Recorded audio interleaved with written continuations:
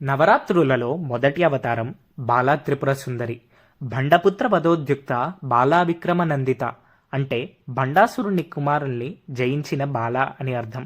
లలితాదేవి మనస్సు నుండి పుట్టిన అమ్మవారే ఈ బాలా త్రిపుర సుందరి. ఒక భక్తుడి చితిలో అమ్మవారి స్వరూపం కనిపించింది అని మీలో ఎంతమందికి తెలుసు? దాని గురించి వీడియో లాస్ట్లో చెప్తాను. బాలాదేవి ఎప్పుడు 9 ఏళ్ల వయసులోనే ఉంటుంది. భండాసురుని కుమారులు 30 మంది వస్తే నేను యుద్ధానికి వెళ్తా అని అంటుంది.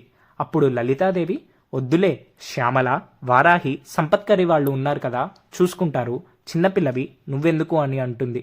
అప్పుడు బాలాదేవి, పిల్లలు ఎవరన్నా ఆడుకుంటా అంటే ఏ తల్లైనా వద్దంటుందా అని అంటుంది.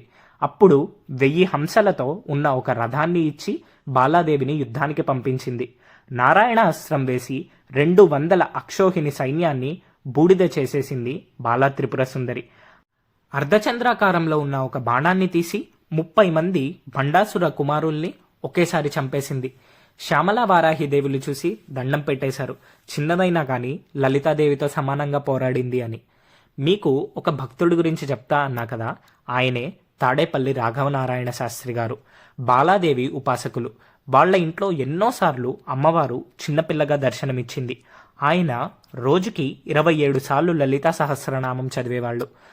ఆయన తినడానికి తిండి లేనంత దారిద్ర్యంలో ఉండి అమ్మవారికి నివేదన పెట్టడానికి కూడా ఏమీ లేకపోతే మంచినీళ్లు పెట్టి అవే తాగి ఉండేవాళ్ళు.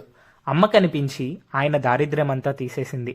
ఆయన చనిపోయాక చితిలో కాలిపోతున్న సమయంలో బాలాదేవి స్వరూపం బయటకి వచ్చింది. అది పేపర్లో వేశారు. ఆ ఫోటో మీరు గూగుల్లో కొడితే wordpress.com వెబ్సైట్లో ఇప్పటికీ ఉంది. అలాంటి జ్ఞానాన్ని బాలా త్రిపుర సుందరి ఇస్తుంది. శ్రీమాత్రే నమః.